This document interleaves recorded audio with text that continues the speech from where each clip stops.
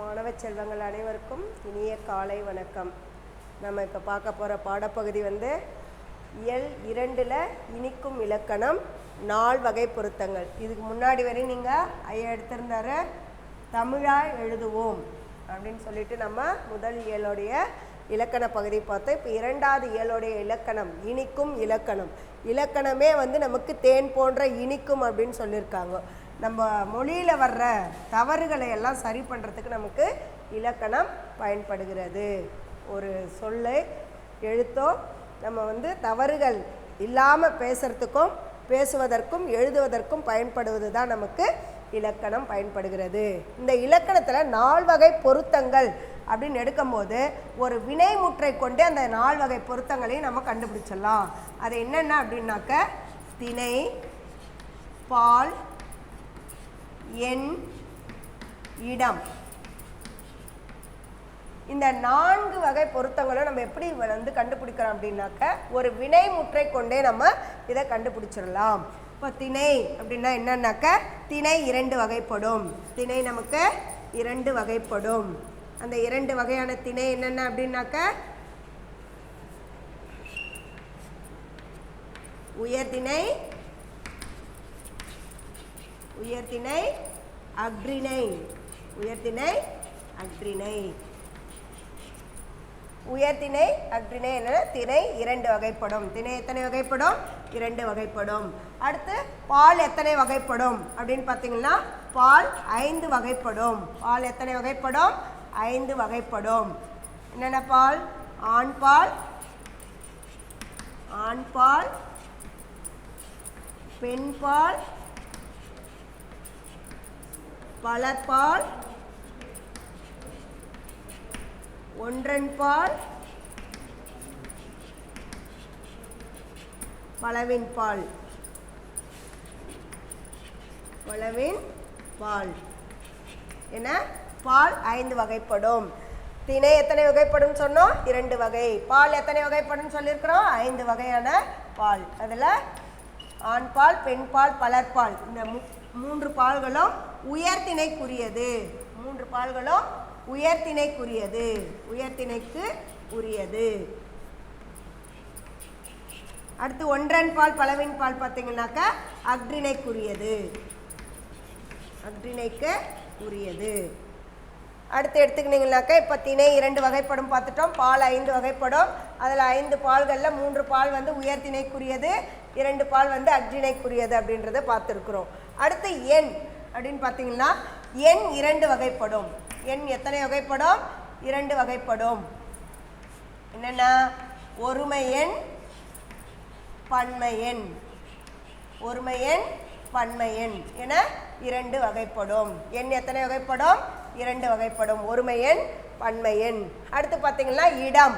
இடம் எத்தனை வகைப்படும் அப்படின்னு பார்த்தீங்கன்னா இடம் 3 வகைப்படும். தன்மை, தன்மை, முன்னிலை, படர்க்கை. தன்மை, முன்னிலை, படர்க்கை என இடம் 3 வகைப்படும். எண் அப்படின்னு பார்த்தீங்கன்னா ஒருமை. ஒருமை அப்படின்னா என்னன்னு சொல்லுவோம் நம்ம? ஒருமை முதல்ல மரம் அப்படின்றது ஒருமை. மரம்ன்றது ஒருமை. இதுவே மரங்கள் அப்படின்னு சொன்னாக்கா பன்மை. காயில் விகுதி பெற்று வந்ததுனாக்கா அது பன்மை சொல். பா பன்மை, காயில் விகுதி பெற்று வந்ததுனாக்கா பன்மை. ஒருமை, பன்மை. ஒருமைனா ஒன்றை மட்டும் குறிப்பது, பன்மைன்னா பலவற்றை குறிப்பது. அப்போ மரம் அப்படின்றது ஒருமை, மரங்கள் அப்படின்றது பன்மை. இடம் அப்படின்னு பார்த்தபோது தன்மை, முன்னிலை, படர்க்கை. தன்மைன்னா இப்போ என்னை பற்றி சொல்வது. முன்னிலைனா எனக்கு முன்னாடி இருக்கிறவங்கள பற்றி எடுத்து சொல்கிறது முன்னிலை. படர்க்கைன்னா நானும் இல்லாமல் எனக்கு முன்னாடி இல்லாமல் ஏதோ ஒரு இடத்துல தேர்ட் பர்சனாக இருக்கிறாங்க பாரு அவங்க கையில் சொல்கிறது. இதுவே நீங்கள் ஆங்கிலத்தில் என்ன படிப்ப? First person, second person, third person படிச்சிருப்ப ஆங்கிலத்தில். ஒருமை பன்மை அப்படின்றத எப்படி படிச்சிருப்ப? சிங்குலர், ப்ளூரல்ஸ் அப்படின்னு சொல்லி இங்கிலீஷில் படிச்சிருப்ப. அதே தான் நம்ம தமிழில் பார்க்குறோம். ஒருமை பன்மை இங்கே first person, second person, third பர்சன்றது தன்மை, முன்னிலை, படர்க்கை அப்படின்னு சொல்லிட்டு நம்ம இந்த 3 இடத்தை பற்றி பார்க்க போகிறோம். இப்போ 4 வகை பொருத்தங்கள் என்னென்ன அப்படின்னாக்க திணை, பால் எண் இடம் அப்படின்னு சொல்லி பார்த்துட்டோம். இதில் திணைன்னு எடுத்துக்கிட்டிங்கனாக்கா உயர்திணை அக்ரிணை அப்படின்னு சொல்லி திணை 2 வகைப்படும் பார்த்துட்டோம். பால் எத்தனை வகைப்படும் அப்படின்னு பார்க்கும்போது 5 வகைப்படும் அப்படின்றத சொல்லியிருக்கோம். ஆண் பால், பெண் பால், பலர்பால், ஒன்றன் பால், பலவின் பால். அடுத்து எண் எடுத்துனீங்கனாக்கா ஒருமை எண், பன்மை எண் பார்த்துருக்கோம். இடம், தன்மை, முன்னிலை, படர்க்கை. இந்த 4 வகை பொருத்தங்களும் எப்படி நம்ம கண்டுபிடிக்கலாம் அப்படின்னாக்க ஒரு எழுவாய் சொல் இல்லைன்னாலும் பரவாயில்ல, ஒரு வினைமுற்றை கொண்டு நாம் கண்டுபிடிச்சிடலாம். இப்போ முருகன் நூலகம் சென்றான். ஒரு எக்ஸாம்பிள் வந்து முருகன் நூலகம் சென்றான். முருகன் நூலகம் சென்றான். சென்றான் அப்படின்றது வினைமுற்று, முருகன்றது எழுவாய். அப்போ இந்த சென்றான் அப்படின்ற ஒரே ஒரு சொல்லை வச்சு நம்ம இந்த 4 வகை பொருத்தங்கள் இங்கே அமைஞ்சிருக்கா அப்படின்றத பார்ப்போம். சென்றான் அப்படின்னா என்னது? ஆண். ஆண்றது சென்றான்றது வந்து ஒரு திணையில் வந்து உயர்திணைக்குரியவர். சென்றான்றது உயர்திணைக்குரியவர். மக்கள் தெய்வத்தை தவிர மற்றது எல்லாமே வந்து அக்ரிணைக்குரியது. மக்களும் இறைவனும் மட்டும் நமக்கு என்னவா வரும்? உயர்திணைக்குரியவராக வரும். அப்போ முருகன் நூலகம் சென்றான். சென்றான்றது யாருனாக்க இங்கே திணை வந்து உயர்திணை. திணை வந்து உயர்திணை. அடுத்து சென்றான் பால் என்னது? ஆண் பால். பால் என்ன பால்? இது ஆண் பால். சென்றான்றது வந்து ஒருமை. சென்றார்கள் அப்படின்னா தான் காயில் சேர்ந்து வந்து சென்றார்கள் அப்படின்னா தான் பன்மையில் வரும். அப்போ இங்கே சென்றது யாரு? ஒருத்தர் தான். அப்போ இது என்னது? ஒருமை. அப்போ சென்றான் அப்படின்னும் போது நான் சென்றேன்னு சொல்லலை, செல்கிறார் அப்படின்னு முன்னாடிக்கிறன்னு சொல்ல, ஏதோ ஒரு 3rd person சென்றான் அப்படின்னு சொல்லியிருக்கோம். அப்போ இது என்னது? படற்கைக்குரியது. படற்கைக்கு உரியது. இப்போ ஒரே ஒரு வினைமுற்று சொல்லை கொண்டு நம்ம என்னென்னதை கண்டுபிடிக்கிறோம்? திணை கண்டுபிடிச்சிடறோம், பால் கண்டுபிடிக்கிறோம், எண் என்னதுன்னு கண்டுபிடிச்சிட்டோம், அதனுடைய இடம் என்னது அப்படின்றது கண்டுபிடிச்சிட்டோம். இப்போ முருகன் அப்படின்றது வந்து ஆண் பால், உயர்திணைக்குரியது. ஒருமையில் சொல்லியிருக்காங்க. முருகன் மட்டும்தான் நூலகம் சென்றார் ஒருமையில். அடுத்து முருகன் நூலகம் சென்றான் அப்படின்றது யாருன்னா படற்கை. இப்போ நானும் கிடையாது, எனக்கு முன்னிலையில் இருக்கிறவங்க கிடையாது, ஏதோ ஒரு 3rd person நம்ம சொல்கிறோம் படற்கை. 3ஆம் இடம் தான் நமக்கு படற்கை அப்படின்னு சொல்லுவோம். அப்போ 4 வகை பொருத்தங்கள்னா ஒரு வினை முற்றை கொண்டே நம்ம என்ன கண்டுபிடிச்சிடலாம்? 4 வகையான பொருத்தங்களை அதில் கண்டுபிடிச்சிடலாம். இப்போ உயர்திணை அப்படின்னா என்னன்னு இங்கே சொல்லிட்டார். உயர்திணைன்னா ஆண்பால், பெண்பால், பலர்பால் இவங்களெல்லாம் வந்து உயர்திணைக்குரியவர்கள். ஒன்றன் பால், பலவின் பால் அப்படின்றது யாரு? அக்ரிணைக்குரியவர்கள் அப்படின்னு சொல்லிட்டு நம்ம பார்த்துருக்கோம். ஓகே, நம்ம பேஜ் நம்பர் உங்களுக்கு புக்கில் 34 எடுத்துக்கிறீங்க. அதில் 4 வகை பொருத்தங்களை முதல்ல உங்களுக்கு ஒரு டெஃபினிஷன் கொடுத்துருக்காங்க. ஒரு மொழியின் எழுத்துக்களிலோ, சொல் அமைப்பிலோ, தொடர் அமைப்பிலோ, சொற்பொருள் அமைப்பிலோ காலப்போக்கில் மாற்றங்கள் ஏற்படுது. ஒரு மொழின்னு எடுத்துக்கினாக்கா நம்ம தமிழ் மொழியானது எழுத்துக்களில், சொல் அமைப்பில், தொடர் அமைப்பில் வந்து நம்மளுக்கு மாற்றங்கள் ஏற்படுகிறது. தற்கால தமிழிலும் இவ்வகையான மாற்றங்கள் தொடர்ந்து நடைபெற்று வருகின்றன. இப்போ இருக்கிறதுலையும் வந்து நமக்கு என்ன ஏற்படுதா? மாற்றங்கள் நிறைய ஏற்பட்டு வருகின்றன. இம்மாற்றங்கள் எல்லாம் தழுவி கொள்கின்ற வகையில் காலத்திற்கு ஏற்ற இலக்கணம் நமக்கு தேவை. இந்த மாற்றங்கள் எல்லாம் நம்ம சரி செய்யணும்னா அந்தந்த காலத்திற்கேற்ற இலக்கணத்தை நம்ம தெரிந்து படிக்கணும். மொழி வளர்ச்சியும் இலக்கணத்தின் தேவையும் ஒன்றுக்கொன்று மிக நெருக்கமான தொடர்புடையவை. மொழியுடைய வளர்ச்சியும் இலக்கண தேவையும் ஒன்றுக்கொன்று மிக நெருக்கமானவை. இது இரண்டும் இருந்தால் தான் நம்ம மொழியை வந்து சரியாக பயன்படுத்த முடியும். அந்த மொழியை பயன்படுத்த நமக்கு மிகவும் முக்கியமானது எதுன்னாக்க இலக்கணம். ஒரு மொழியை பிழையின்றி பேசவும் எழுதவும் பயன்படுவது நமக்கு எதுனாக்க இலக்கணம் அப்படின்றத நமக்கு இங்கே கொடுத்துருக்காங்க. இப்போ திணை, பால், எண், இடம் ஆகியவை மொழியின் அடிப்படை அலகுகள். இது மொழியின் அடிப்படை அலகுகள் அப்படின்னு சொல்லிட்டாங்க. திணை, பால், எண், இடம் மொழியின் அடிப்படை அலகுகள். இவை சொற்றொடர் அமைப்பை விளக்கி கொள்வதற்கும் பயன்படுத்துவதற்கும் உதவுகின்றன. நம்ம சொற்றொடர் வந்து அடிப்படையாக அமைத்து கொள்ள. ஏற்கனவே இருந்த முதல் இயலில் இருந்த நமக்கு தமிழாய் எழுதுவோம், அதில் எப்படி பிழைகள் எல்லாம் ஏற்படுது, அந்த பிழைகளை எப்படி சரி பண்ணணும் அப்படின்ற வகுப்பில் நீங்கள் பார்த்துருப்புங்க. அந்த மாதிரி இந்த சொற்றொடர் வந்த அமைப்பை விளக்கி கொள்வதற்கும் பயன்படுத்துவதற்கும் உதவுகின்றன. தமிழ் மொழியில் பெயர் சொற்களும் வினை சொற்களும் திணை பால் எண் ஆகியவற்றை உணர்த்துகின்றன. எழுவாய் உள்ள தொடர்களில் அதன் வினைமுற்று எழுவாயுடன் திணை பால் எண் இடம் ஆகிய 4 வகை பொருத்தங்கள் உடையதாய் அமைகிறது. பெரும்பாலான தொடர்களில் எழுவாயை வைத்து கொண்டே வினைமுற்றின் திணை பால் எண் ஆகியவற்றை சொல்லிவிடலாம். எழுவாயை மட்டும் வச்சுட்டு நம்ம என்ன சொல்லலாம், என்ன திணைன்னு சொல்லிடலாம், என்ன பால் சொல்லிடலாம், என்ன எண் அப்படின்றத சொல்லிடலாம். வினை முற்று கொண்டு வந்தாக்க வினைமுற்றை வைத்து நம்ம என்னென்ன சொல்லிடலாம், திணை சொல்லிடலாம், பால் சொல்லிடலாம், எண் சொல்லிடலாம், இடம் சொல்லிடலாம் அப்படின்னு சொல்கிறாங்க. இப்போ எழுவாயை வைத்தே நம்ம உயர்திணையா ஆண் பாலா பெண் பாலா ஒருமை என்ன பன்மை என்னன்றதை நம்ம கண்டுபிடிச்சிடலாம் அப்படின்னு சொல்கிறாங்க. அதான் நம்மளுக்கு எக்ஸாம்பிளுக்கு முருகன் நூலகன் சென்றான் அப்படின்னு சொல்லி கொடுத்துருக்காங்க. இத்தொடரில் முருகன் என்னும் எழுவாய் அதன் திணை பால் எண் ஆகியவற்றை உணர்த்தி விடுகிறது. மேலும் இந்த எழுவாய் தனக்குரிய வினைமுற்றை உயர்திணை ஆண்பால் ஒருமை படர்க்கை என பொருத்தமுடன் அமையுமாறு பெறுகிறது. இதன் மூலம் எழுவாய்க்கும் பயனிலைக்கும் நெருங்கிய தொடர்பு இருப்பதை நாம் அறியலாம். எழுவாய்க்கும் பயனிலைக்கும் அந்த வினைமுற்று சொல்லுக்கும் எழுவாய்க்கும் நெருங்கிய தொடர்பு உண்டு. இந்த நெருங்கிய தொடர்பு வைத்து தான் நம்ம அந்த 4 வகை பொருத்தங்களையும் கண்டுபிடிச்சோம். அடுத்து திணை பாகுபாடு. திணை மட்டும் நம்ம பார்த்துக்கலாம். இதெல்லாம் ஒரு முறை அப்படியே ரீகால் பண்ணிக்கோங்க. 4 வகை பொருத்தங்கள் என்ன அப்படின்றத எழுதிக்குங்க. அதில் திணை எத்தனை வகைப்படும், பால் எத்தனை வகைப்படும், எண் எத்தனை வகைப்படும், இடம் எத்தனை வகைப்படும், இதெல்லாம் நீங்கள் சின்ன வகுப்புலேயே படித்தது தான். இதெல்லாம் நீங்கள் ஒரு முறை அப்படியே மனசுக்குள்ளே கொண்டு வாங்க. அதுக்கப்புறம் தான் நம்ம எழுவாய் அப்படின்றது என்னன்னா முருகன், வினைமுற்று என்னன்னாக்கா சென்றான். எழுவாயை வச்சு நம்ம திணை பால் எண் கண்டுபிடிக்கலாம்.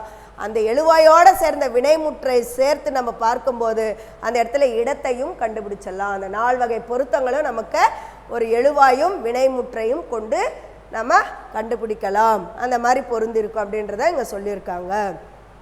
சரி, அடுத்தது திணை பாகுபாடு, பால் பாகுபாடு, எண் பாகுபாடு, இடம் பாகுபாடு என ஒவ்வொன்றையும் தனித்தனியாக நம்ம பார்க்கலாம். இதெல்லாம் இந்த ஓரளவுக்கு நீங்கள் சின்ன வகுப்பில் படித்தது தான், ஞாபகத்தில் வச்சுக்கோங்க. இதில் பால் அப்படின்னு பார்த்தீங்கன்னாக்கா 5 வகை பால்களில் முதல் 3 ஆண்பால் பெண்பால் பலர்பால் என்னவா இருக்கும், உயர்திணைக்குரிய பாலாக இருக்கும். ஒன்றன் பாலும் பலவின் பாலும் அக்ரிணைக்குரியது அப்படின்றதையும் நம்ம பார்த்துருக்கோம். சரி, திணை பாகுபாடு. முதல் ஒன்று என்ன பார்த்தோம் நம்ம, திணை.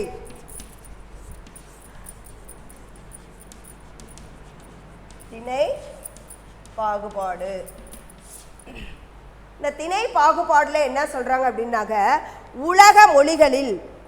உலக மொழிகள் அனைத்திலும் பெயர் சொற்களே மிகுதி.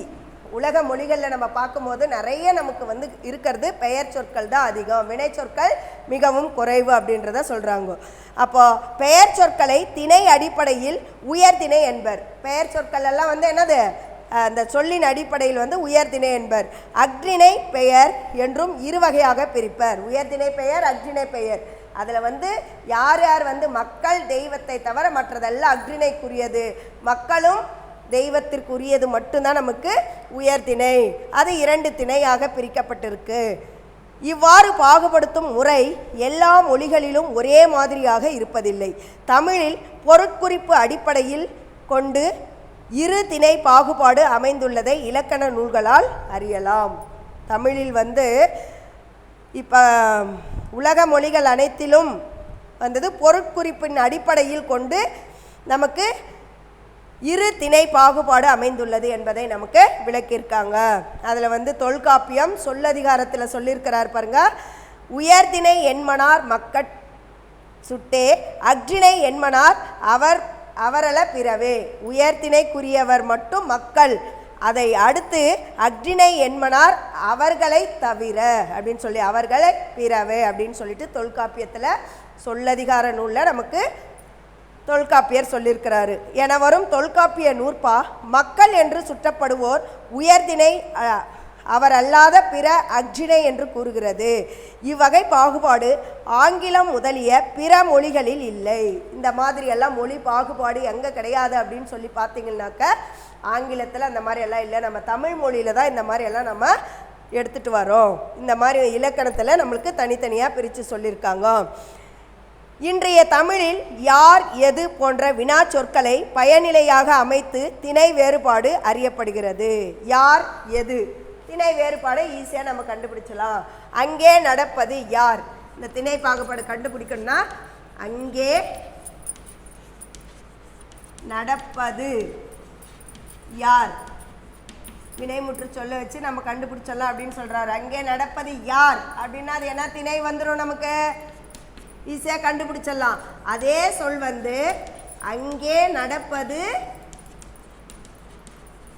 எது, அங்கே நடப்பது எது அப்படின்னு சொல்லி வினா எழுப்புனா இது என்ன திணை இது என்ன திணை வரும். அங்கே நடப்பது யார் அப்படின்னாக்க மனிதர்களை குறித்து கூறப்படுவதால் இது உயர்திணை, உயர்திணைக்கு உரியது. அடுத்து பார்த்தீங்கன்னா அங்கே நடப்பது எது, அங்கே நடப்பது எது, ஆடா மாடா பசு அந்த மாதிரி வந்து ஏதோ ஒரு விலங்குகளை கேட்குற மாதிரி இருக்குது. அப்போ அங்கே நடப்பது எதுன்றது அக்ரிணைக்குரியது, அக்ரிணைக்கு உரியது.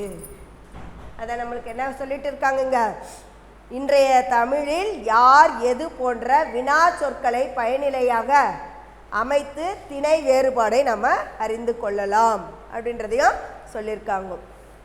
அடுத்து பார்த்தீங்கன்னாக்க இந்த குழந்தை கதிரவன், இந்த சொல்லிலே வந்து நமக்கு குழந்தை கதிரவன்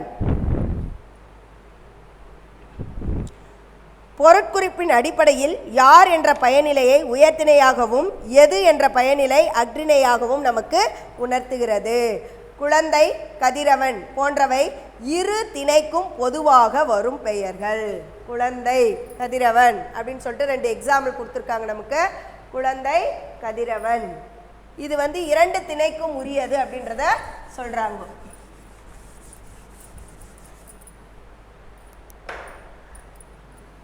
ஒரு எக்ஸாம்பிள் வந்து குழந்தை, இன்னொன்று கதிரவன். இது ரெண்டும் உயர்திணைக்கும் உரியது அக்ரிணைக்கும் உரியது, 2க்கும் பொதுவானது அப்படின்றத சொல்றாங்க. எப்படி அப்படின்னாக்க குழந்தை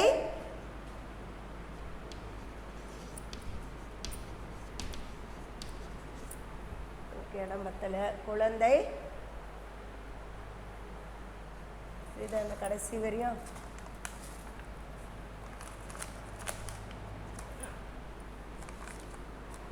குழந்தை சிரித்தான், குழந்தை சிரித்தான் அப்படின்னாக்க உயர்திணைக்குரியது. இதுவே வந்து குழந்தை சிரித்தது, குழந்தை சிரித்தது, சிரித்தது அப்படின்றது அக்ரிணையை சேரும். சிரித்தது அது, சிரித்தான் குழந்தை சிரித்தான் அப்படின்னா உயர்திணை. அப்போ 2 திணைகள். அதே மாதிரி கதிரவன் உதித்தான், கதிரவன் உதித்தான் அப்படியே எழுதலாம். கதிரவன் உதித்தான் அப்படின்னா உயர்திணையை சேரும். கதிரவன் உதித்தது, உதித்தது அப்படின்றது அக்ரிணையை சேர்ந்தது அப்படின்றது நமக்கு பாடப்பகுதியில் ஒரு எக்ஸாம்பிளாக கொடுத்துருக்காங்க. குழந்தை சிரித்தான், குழந்தை சிரித்தது, கதிரவன் உதித்தான், கதிரவன் உதித்தது. பேச்சு வழக்கில் அக்ரிணை முடிவை பெற்று வருவதே பெரும் வழக்காக உள்ளது. பேச்சு வழக்கில் இதெல்லாம் நமக்கு ஒரு சிலது அக்ரிணை சொல்லாகவே வருது. அப்படி வந்தாலும் ஒரு சிலதை நம்ம ஏற்றுக்கொள்ளலாம் அப்படின்னு சொல்லிட்டு இலக்கணனார் சொல்லியிருக்காங்க. அதனால் இது வழு அமைதி அப்படியில் போய் சேர்ந்துடும் நமக்கு அப்படின்றதையும் சொல்லியிருக்காங்க. குழந்தை சிரித்தது, கதிரவன் உதித்தது அப்படின்றது பேச்சு வழக்கில் நமக்கு அக்ரிணை சொல்லாக வரதுனால அது வழு அமைதி அப்படின்றதும் சொல்லலாம். இலக்கண முறைப்படி தவறு இருந்தாலும் என்ன செய்யலாம், இதை நம்ம ஏற்றுக்கொள்ளலாம் அப்படின்னு சொல்லிட்டு இலக்கணனார் நமக்கு எடுத்து சொல்லியிருக்காங்க. சரி, ஒவ்வொரு நாளைக்கு ஒவ்வொரு பாகுபாடு பார்த்துடலாம். நம்ம இந்த 4 வகை பொருத்தங்களில் நம்ம இன்னைக்கு பார்த்தது திணை, பால், எண், இடம். அந்த திணை, பால், எண் அப்படின்றது எழுவாயை வச்சு கண்டுபிடிக்கலாம். அந்த எழுவாயோடு சேர்ந்த வினைமுற்று வந்ததுனாக்க அதனுடைய இடத்தையும் நம்ம கண்டுபிடிச்சிடலாம் அப்படின்றத பார்த்தோம். அதில் முதல் வகையான திணை பாகுபாடை நம்ம பார்த்தோம். இந்த திணை பாகுபாடோட இன்னைக்கு முடிச்சுக்கலாம் வகுப்பை. அடுத்தது நாளைக்கு பால் பாகுபாடு பற்றி பார்க்கலாம். இந்த இலக்கணத்தை நீங்கள் நல்லா தெளிவாக பாருங்கள். அப்படி புரியலை அப்படின்னும் போது கூட வகுப்பில் எந்த இடத்துல புரியலையோ அதை நீங்கள் கேட்டாலும் நம்ம அந்த டவுட்டை கிளியர் பண்ணிக்கலாம். நன்றி மாணவ செல்வங்களே. விடுமுறை நாளில் நல்லா நீங்கள் தமிழெல்லாம் தவறில்லாமல் எழுதி பார்த்துட்டு வந்துடுங்க. அதற்கு தேவையானது முதல் இயல்லே நம்ம ஐயா சொல்லியிருக்கிறாரு, எப்படியெல்லாம் அந்த தவறுகளை சரி பண்ணணும் அப்படின்றத சரி பண்ணிவிட்டு இந்த இரண்டாம் இயல்ல இனிக்கும் இலக்கணத்தில் நீங்கள் சில ஒன் வேர்டு கொஸ்டின் எல்லாம் எடுத்து படிச்சுட்டு வரீங்க. நன்றி மாணவ செல்வங்களே.